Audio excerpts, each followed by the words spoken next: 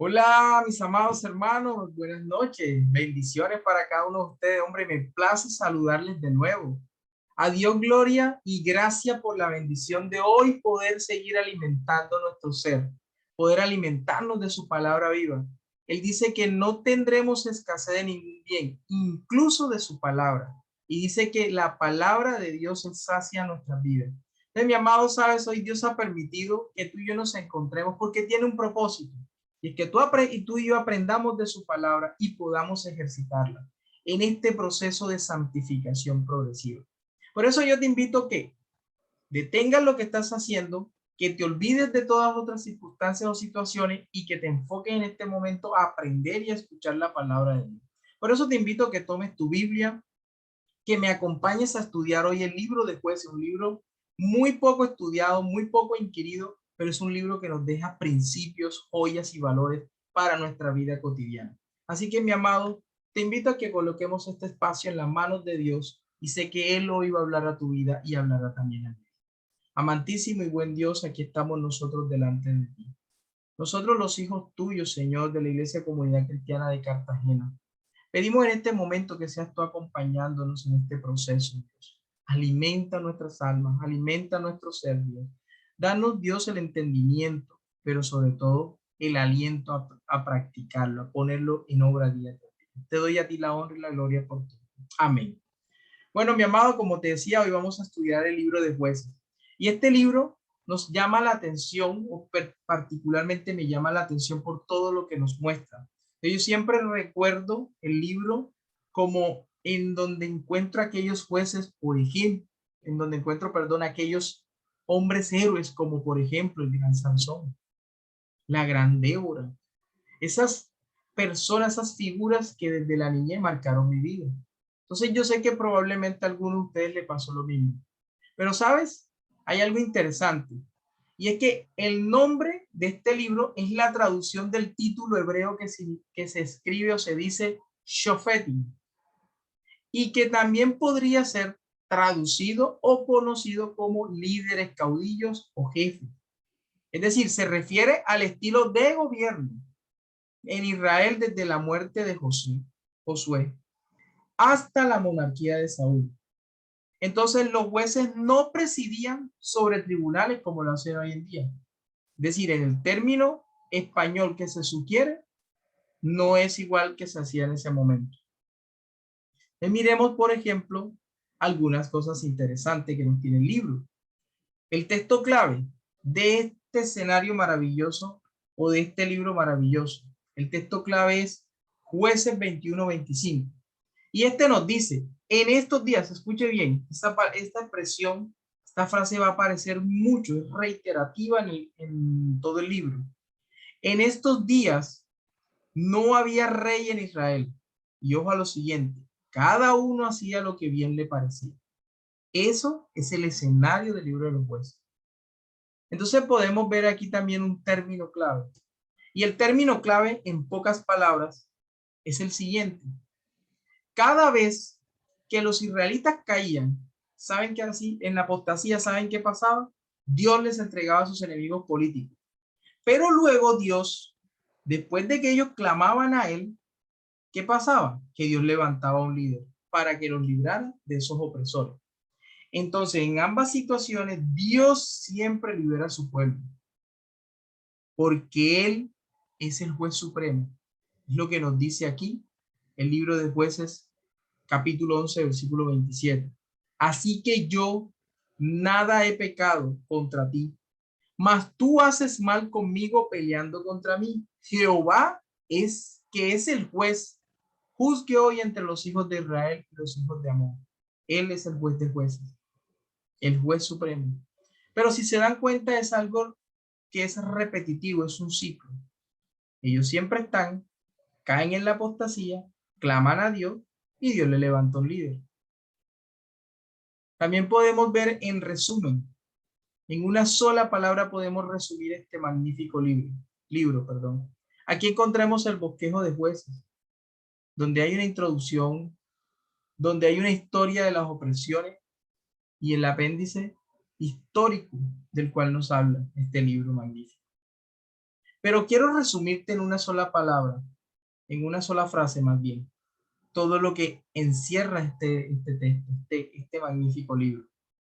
Y es que Israel experimentó, escucha bien, el ciclo repetitivo de apostasía, opresión, arrepentimiento y restauración. Y fueron llevados a cabo por ¿quiénes? Por los jueces designados por Dios. En todo el largo periodo después de la muerte del varón Josué. Entonces, es un ciclo. Apostasía, opresión, arrepentimiento y restauración. Es lo que constantemente nos caracteriza cuando leemos el libro de los jueces. También quiero que podamos mirar un poco el contexto histórico. ¿Qué vemos en el contexto histórico? La mayoría le asume o sugiere, ¿sí? Sobre todo la traducción judía, sugiere que el autor de este libro es el profeta Samuel y que la fecha de escritura es el año 1050 antes de Cristo. ¿Saben algo? El libro es anónimo. Difícilmente podría haber sido terminado hasta después de todos sus acontecimientos. Y el repetido estribillo que encontramos en este libro es: en aquellos días no había rey en Israel. Eso es lo que nos muestra aquí. Miren lo que dice Jueces 17:6. En aquellos días no había rey en Israel. Cada uno hacía lo que bien le parecía. Y miren lo que dice Jueces 18:1. En aquellos días no había rey en Israel. Y en aquellos días la tribu de Dan buscaba posesión para sí donde habitar, porque hasta entonces no había tenido posesión entre las tribus de Israel. ¿Y qué nos enseña también ese otro maravilloso capítulo? Como es el mismo libro en donde nos dice, en aquellos días, cuando no había rey en Israel. ¿Sí ven? Es un estribillo, se repite constantemente. ¿De qué podemos mirar cómo estaba el pueblo?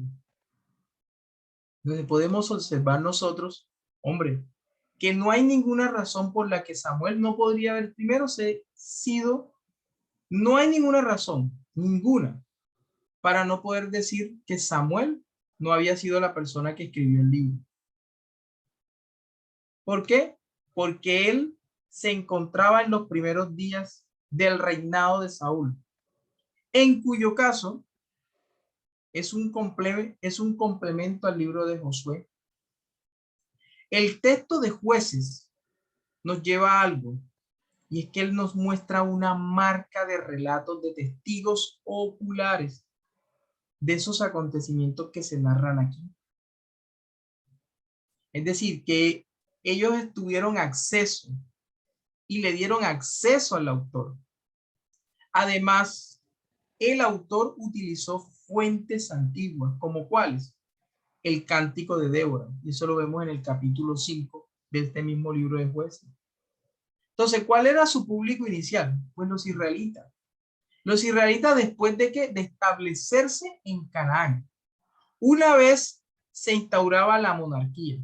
Entonces, nosotros vemos, la primera audiencia fue la nación israelita en su propia tierra, nada más y nada menos. Es decir, estaban locales. Pero sin duda el libro que primero existió en forma de pergamino, al igual que todos los libros bíblicos, obviamente, este libro fue colocado junto al creciente canon de las escrituras hebreas en el tabernáculo en Silo. Eso es importante. Entonces vemos en estas citas donde la tierra fue asignada. También encontramos en su origen. Encontramos, por ejemplo, lo que ocurre en el capítulo 6, versículo 13 de este maravilloso libro llamado Jueces. Si nos damos cuenta aquí, Jueces captó la historia de un fracaso nacional. ¿Qué era lo que ocurría? Un fracaso nacional anterior para una generación posterior. Tal vez fue motivado por la necesidad de dar una explicación histórica minuciosa a la pregunta que Gedeón plantea. ¿Cuál es la pregunta de Gedeón? Miren la pregunta. Si Jehová está con nosotros, ¿por qué nos ha sobrevenido todo esto? Entonces, algunos eruditos creen que Jueces se originó como un largo sermón profético. A esta pregunta. Entonces, ¿qué observamos nosotros también? ¿Cuál es el mensaje de Dios en Jueces? Entonces, aquí vemos el propósito. Y vemos un doble propósito. Jueces cumple ese doble propósito.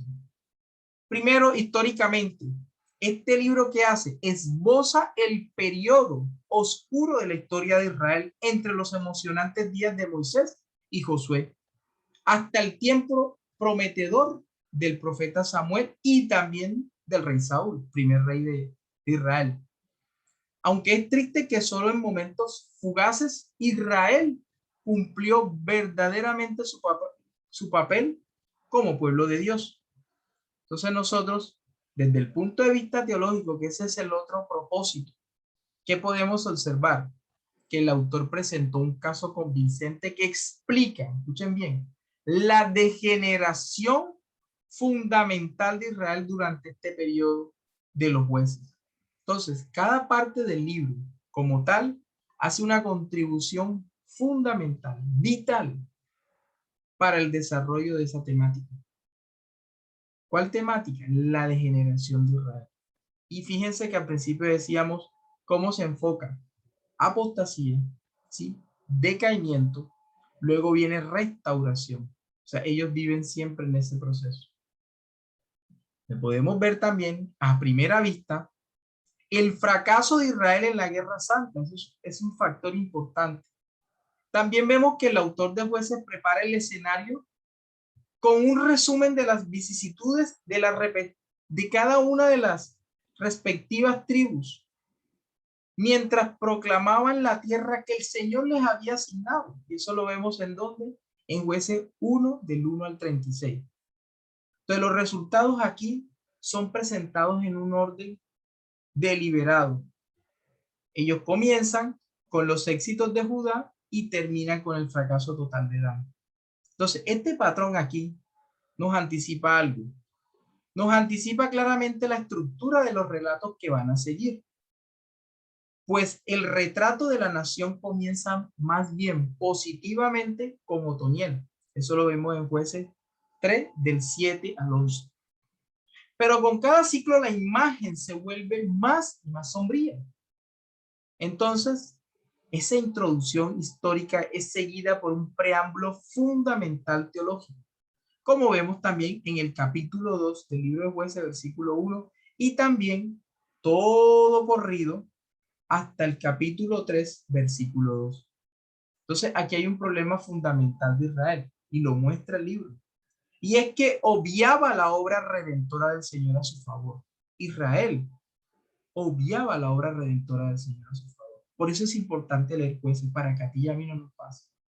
No podemos obviar la obra redentora del Señor. Eso donde lo vemos en Jueces 2, versículo 1 al 10. Esto dio lugar a la verdad lamentable expresada en ese estribillo, que se repetía 7 veces en el libro. Y escuchen bien, los hijos de Israel hicieron lo malo. Ese es otro estribillo que vamos a ver mucho. Por eso hablamos de una degeneración fundamental.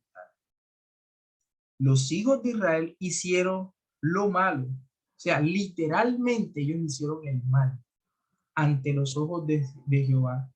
¿Y ellos qué pasaba? Que servían a los Baales.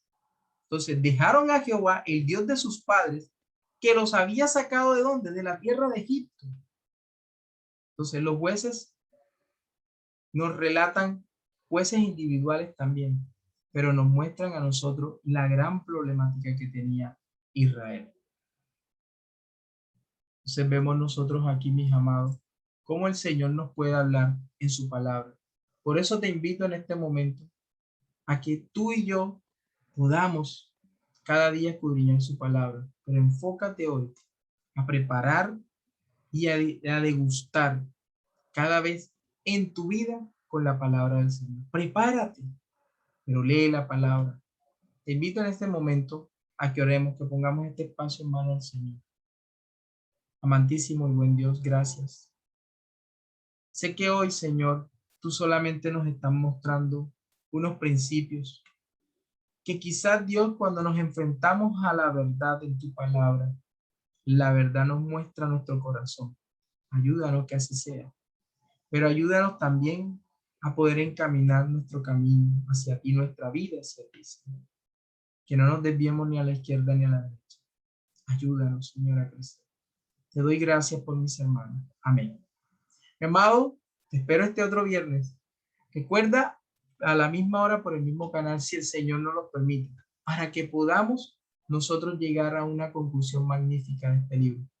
Recuerda leerlo. Aprovecha esta semana y desglosa ese magnífico libro y encontrarás verdades, principios aplicables a tu vida, que también confrontarán a tu corazón e instruirán a tu conciencia. Dios te bendiga. Nos vemos.